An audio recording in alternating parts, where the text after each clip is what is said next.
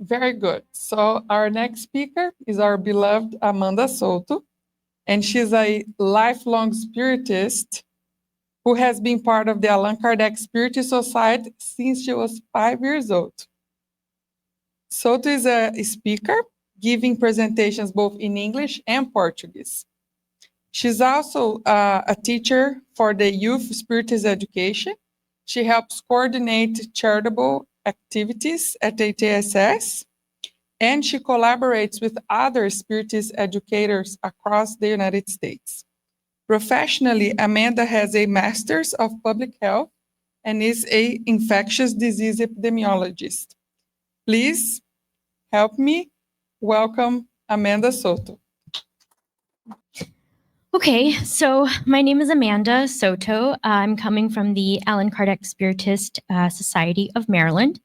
And today I'm going to be talking about the theme of hope over despair, which I think is pretty fitting to follow Sylvie's presentation on faith over fear, because faith goes hand in hand with everything, right? It's the basis of knowing how to move forward. So please keep all of that wonderful information she shared in mind as I go through my slides. And I think this topic of hope over fear is particularly appropriate for the moment that we're living in, this period of planetary transition. I believe most of you would agree that we're living through some unprecedentedly difficult times, both as a nation and worldwide. Every day we're confronted with news or images of deprivation at a level I think most of us have not experienced in our lifetimes. And so how do we keep our heads above water? How do we keep from letting the difficulties of life from pulling us under the pool of despair? So with this presentation, I hope to bring some consolation, hopefully, through the codification works of Allan Kardec, as well as from some other prominent Spiritist authors who provide guidance specifically for these situations. So to start us off, I brought this quote from the very beginning of the first of the codification books, so the introductory section of the Spirits book, beginning of the beginning, to set the foundation for our chat today. And it says, "But true Spiritists see the things of this world from a much higher point of view. They seem tiny and petty to them in light of the future awaiting them. Life is so short and fleeting that its troubles seem like nothing more than the unpleasant incidents of a journey. Things that in other individuals would produce violent emotions affect Spiritists but little, for they know that life's sorrows are trials that lead to advancement if they endure them without complaining, and that they will be rewarded according to the courage with which they have borne them. Their convictions give them a resignation that safeguards them against despair." And I want to hone in on the underlying parts of this, where Kardec is proposing that Spiritists have a safeguard against despair built into our doctrine. Because through our understanding of spiritual immortality, we know that our struggles are meant to develop us morally towards a higher standard that promises respite from the difficulties of the physical plane, which we actually live in for relatively a short period of time. So these convictions that Kardec mentions safeguarding us are precisely what we will be discussing today, so that we can understand how Spiritism actually shows us how to hope in the face of despair.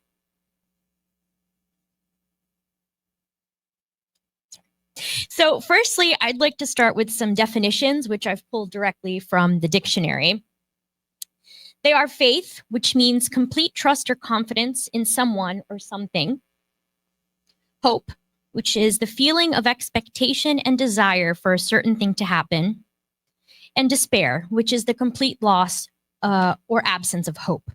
So with these definitions, we can understand that if we have complete trust in something, then we can also have the expectation or reasonable desire for that thing to happen. So in other words, if we have faith, then we can have hope. If you believe, you can expect. If you have neither, then you have no path forward. And this is where we enter the territory of despair. And what does that mean for us as Spiritists? How do our expectations, the hopes we derive from our faith in the doctrine, serve to console us and lift us from this quicksand of despair? So I planned this presentation as pragmatically as I could. I'm breaking down the principles of Spiritism that I believe provide the most hope and greatest barrier to despair. And I'm calling them Spiritism's 4 tools against despair. The first is the concept of reincarnation, which explains to us that we live immortal spiritual lives. Our existence in the physical world, typically lasting 80 or so years, depending on where you live, is really but a blip on the scale of immortality, within which our spirit or our true selves actually exists. The second is this concept of a merciful God. The God that Jesus and later the spirits present to us is not an angry and vengeful one who should be feared, but rather a caring Father who is infinitely good, forgiving, and merciful. This God does not punish. The consequences we face are actually the fruit of the actions we take with our own free will, and they are always given fairly in accordance with divine justice. The third is the concept of protector spirits and mentors, guardian angels who are always by our side. No matter what difficulties we encounter, we are always aided by spirits rooting for us. We simply need to learn how to connect with them. And lastly is resignation, which I'm calling hope in action.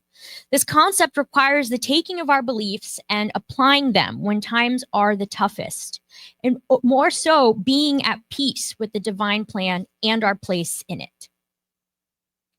So starting with reincarnation, how is this a concept that gives us hope in the face of despair? And I brought this quote from the book After Death by Leon Denis, and I think it's a great introduction to this. He says, "The belief in a transcendent ideal fortifies the conscience and sustains the being in its hour of trial. It is the consolation and reliance of those who despair, the supreme refuge of the afflicted and the oppressed. Its soft beams, like those of the dawning day, bring a ray of hope to the downcast spirit."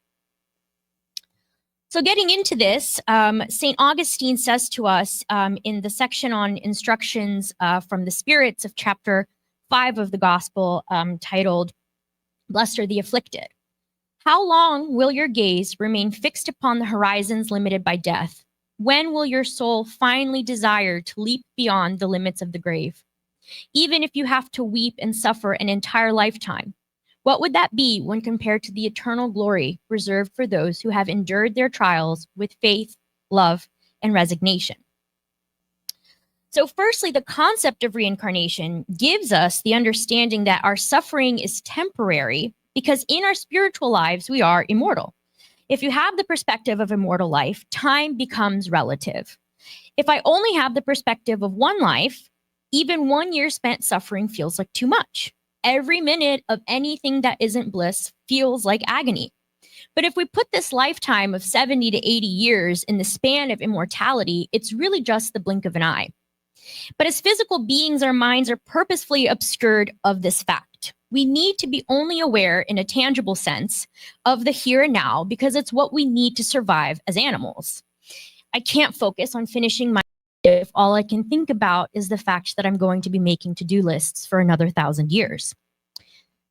But as spiritists, we're given the power of this knowledge back to us. Because even if we are to spend an entire lifetime suffering, when we go back to the other side, it'll feel like nothing. If you think about it, as a child, you were comforted when it was time to get vaccinated, when your doctor told you it was only going to hurt for a second. Sorry. But furthermore, St. Augustine is also talking to us about this concept of suffering well, part of which is suffering with hope without falling into despair. Because taking these teachings and enduring our suffering with the faith that these are actually opportunities for us to develop morally gives us a whole new perspective. We aren't suffering with no end in sight and for no reason. If this was the case, then feeling despair would be totally warranted.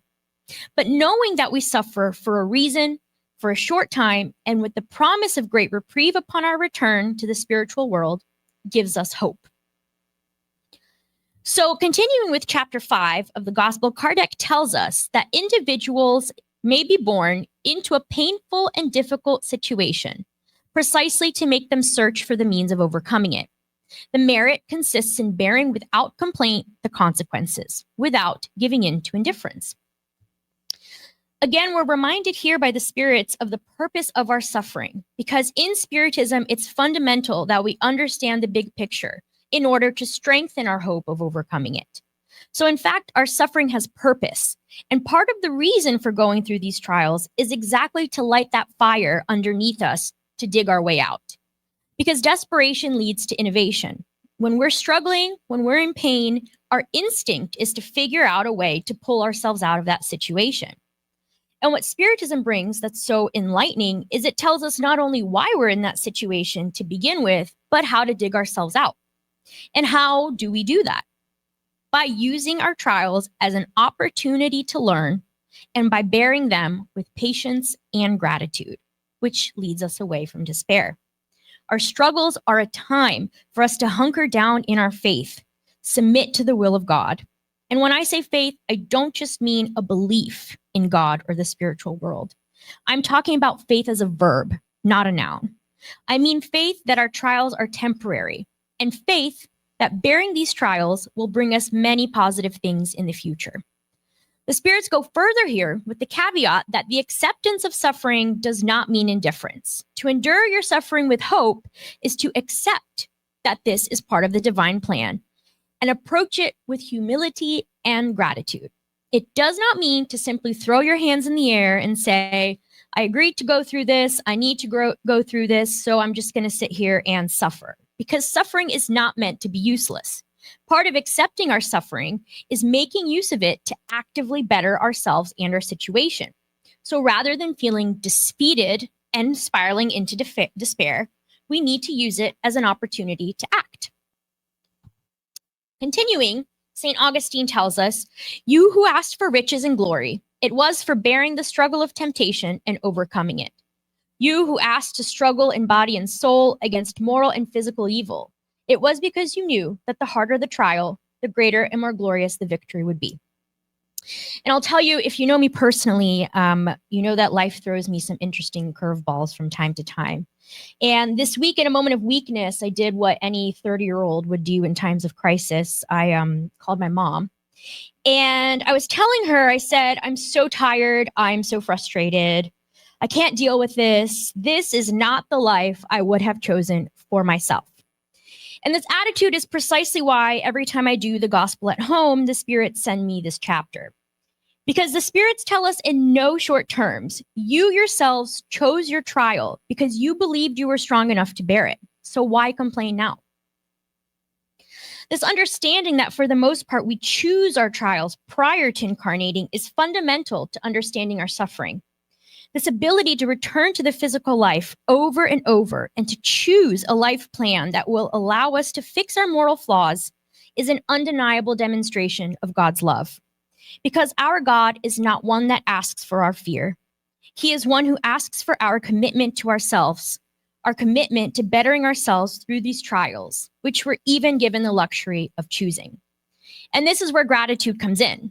This is where we learn to suffer well, because we acknowledge that our suffering is not a punishment, but an opportunity that we have gifted ourselves with the permission of God and the higher spirits to do the hard work now, so that we can realistically hope or expect for a better future. The next tool in the Spiritist arsenal that I want to propose to you is our view of God. Like Sylvie mentioned in her presentation, in Spiritism, we believe that the doctrine given to us is a clarification of the teachings of Christ. It's all the things that we as a society were not yet prepared to understand 2,000 years ago. And at the time Jesus came and presented to us a different view of God, he told us that God is not the being the Jews had been fearing under Mosaic law, but rather a paternal and loving figure who wants nothing but our well-being. So Spiritism then comes to elaborate on this, as we see here in the codification book, Heaven and Hell, chapter 7. Due to the law of progress that endows every soul with the potential to acquire the good it yet lacks and to free itself from the evil it yet possesses, according to its own efforts and will, then the future is wide open to all individuals. God does not repudiate any of God's children. They are received into the divine heart to the degree they approach perfection. Thus, all are left to the merit of their own works. The spirits tell us that we are all equal before God. We are all evolving spirits, given the free will to help ourselves progress, but all with the knowledge that we have an equal opportunity to reach perfection and come closer to God. So now, pulling from Genesis, the spirits tell us that there is yet another difference, at once consoling and heartening and supremely equitable. Each existence offers them the means to redeem themselves through reparation and to progress further, whether by ridding themselves of a few imperfections or by acquiring a new knowledge, to the point where they are sufficiently purified so as to have no more need of corporeal life, but can live exclusively in the spirit life, eternal and blissful, which sounds pretty good to me. Now, if we're taking this image of God as a loving parental figure, we can think back to all of the people who have played this role in our lives thus far. When you made a mistake at school, did your teacher not give you the opportunity to try again? When you misbehaved at home, did your father not tell you to do better next time? And so it is with God. It is the ultimate form of forgiveness to be given the opportunity of redemption. And if our goal is to one day reach the perfection that will bring us closest to God, we are given these countless opportunities to develop spiritually and acquire knowledge so that we can perfect both the intellectual and moral sides required for our ultimate happiness. And the best part of all is that there are no chosen. We are all equal. Even Christ himself followed this same path to reach the level of purity we now know him to have. This means we're all equally given the opportunity to better ourselves and therefore are equally able to obtain the level of perfection where we do not have to continue suffering in this world. And herein lies the hope. God forgives us endlessly and gives us opportunities to pull ourselves out of suffering so that no one is ever truly condemned to suffer. Moving on to the third tool, which I think is one of the loveliest concepts we have in our doctrine, which is that of protector spirits. We have lots of names for them: guardian angels, spiritual mentors, protector spirits. But here is what the spirits have to say about them in the Spirits book. Isn't it a very consoling idea to know that you always have at your side beings who are more evolved than you, who are always there to counsel, sustain, and aid you in scaling the rugged mountain of the good, who are more reliable and devoted friends than the most intimate connections that may be contracted on earth? So, what is the mission of these spirits? What exactly is the role they play? What can we expect, or in other words, hope from them? The spirits tell us that their mission is that of parents towards their children, to guide their wards along the path of the good, to help them with their counsels, to console them in their afflictions, and to sustain their courage in the trials of earthly life. So these spirits have an almost parental relationship with us, the same way our parents looked at us as something precious to care for, or the way you may do with your own children. So too do these spirits look at us. They are there to guide us, counsel us, and also to console us. We can rely on them for courage and hope during periods of difficulty. So you can imagine, like our parents, their own exasperation with us sometimes. Nevertheless, wherever you may be, your angel will be there with you. In prison, in the hospital, in dens of iniquity, in solitude. Nothing separates you from that friend whom you cannot see, but from whom your soul nonetheless receives the gentlest impulses and hears the wisest counsels. So first, we're told that even in the depths of our despair, in the darkest of places we go, both physically but also mentally, we are never unaided. We are always constantly surrounded by those spirits that are there to counsel, sustain, and aid us. Most of us cannot see them or even perceive them with the organs of our physical body, but our spirits are nevertheless receiving their care. Now, although they are relentless in their attempt to aid us, as in all things in this doctrine, we have our own part to play. We cannot expect to give up and give in to the darkness, counting on purely the work of our guardian angels to keep us out of trouble, because where would our merit be in that? We need to take this knowledge of the absolute fact that we are surrounded by help and make a concerted effort to connect ourselves with this help, which we should always do, but especially in times of difficulty. They can only do so much for us, but we have the free will to accept the help or not. So in your moments of panic and hopelessness, take a minute to reflect on this fact and to connect with whoever is definitely around you ready to help. It doesn't need to be a long poetic prayer. simply a moment of sincere humility to ask for help. And the better we elevate our thoughts, the easier it is for these spirits to connect with us. The last tool, and perhaps the most important because it requires the firm belief in the previous three, is resignation. And as you may have noticed, I love definitions. So here's how the English dictionary defines resignation: as the acceptance of something undesirable but inevitable. So let's add a little bit of spiritist flair to this. First, I'd like to argue that for our purposes, resignation is a verb. It's something we have to consciously decide to do. Second, I'd like to elaborate on the definition itself. Resignation is really the educated decision, based on our knowledge of the other three tools, to accept that which we may not actually want for ourselves, but which we know we need. These things are inevitable in the sense that, unfortunately, given our current place on the path to perfection, we require suffering as a means to grow.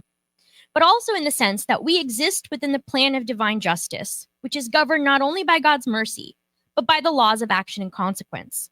As we saw, we're often the source of our own suffering, whether through our actions in this life or in a previous one. And this is why I said at the very beginning that resignation is hope in action. It is the ultimate act of faith to rise above our despair by accepting what may perhaps be undesirable. And so here's another passage from the gospel. And in case, chapter 5, in case you haven't picked up on my not so subtle messaging, I suggest everyone go read it and then reread it. And it says, when Christ said, "Blessed are the afflicted, for theirs is the kingdom of heaven," he was not referring to those who suffer in general, since everyone suffers, whether upon the throne or the straw. But alas, few suffer well.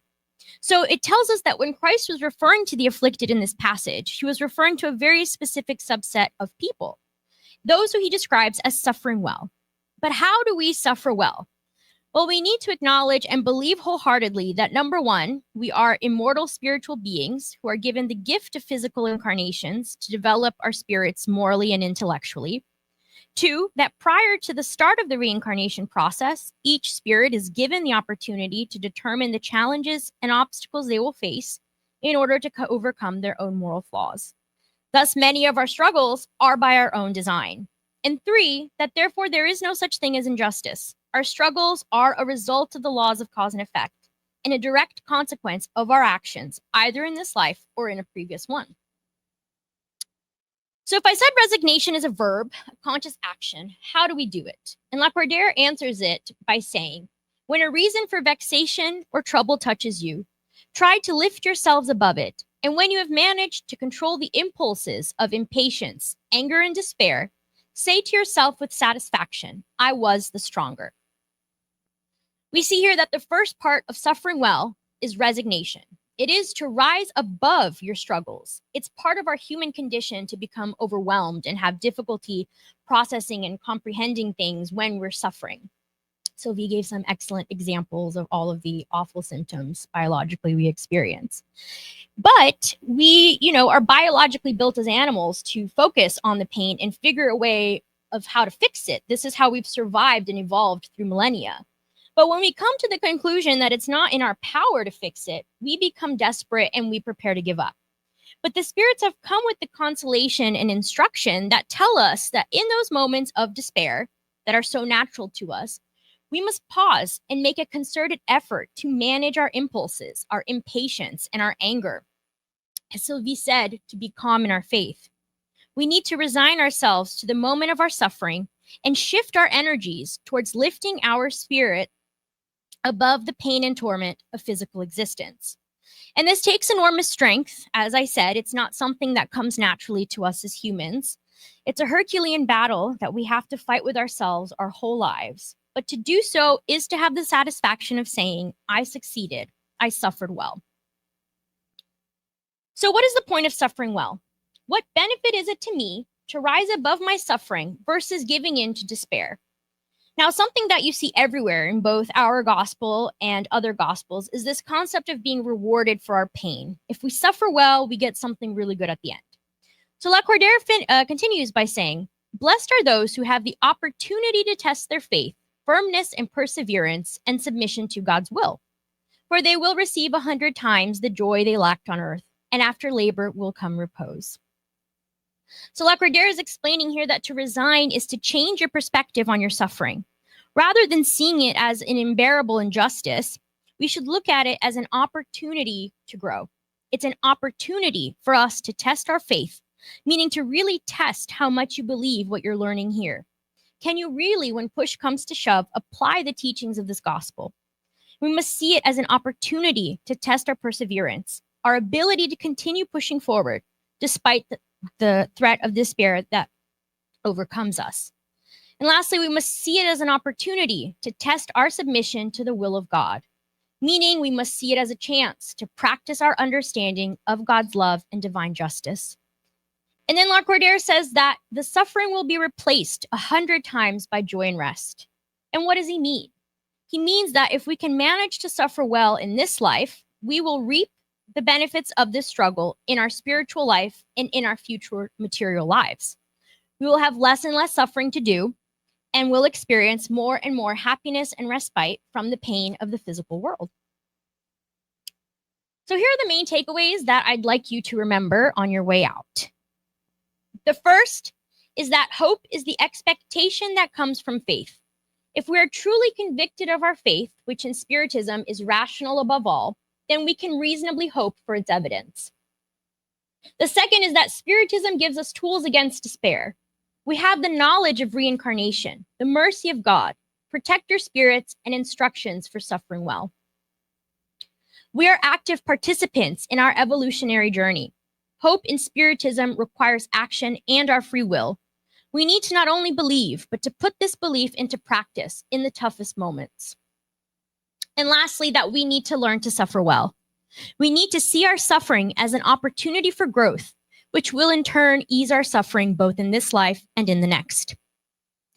And to finish, I'd like to end with this prayer that I've taken a portion of from the prayers that Kardec suggests at the end of the gospel. In Spiritism, we don't really have prescriptive prayers, but Kardec very conveniently places some suggestions for when we just don't have the words. So I brought a passage from the 31st prayer on the act of submission and resignation. If you want to print it out, take a picture, put it on your fridge. He says, "Dear God, you are supremely just. Every instance of suffering in this world must therefore have its cause and usefulness. I accept the reason for this affliction that I am experiencing as an expiation for my past wrongs and as a trial for the future. Good spirits watching over me, give me the strength to bear it without complaint. Enable it to be for me a healthy warning. May it increase my experience. May it combat my pride, ambition, foolish vanity, and selfishness. And may it thereby contribute to my advancement." So be it. Thank you very much.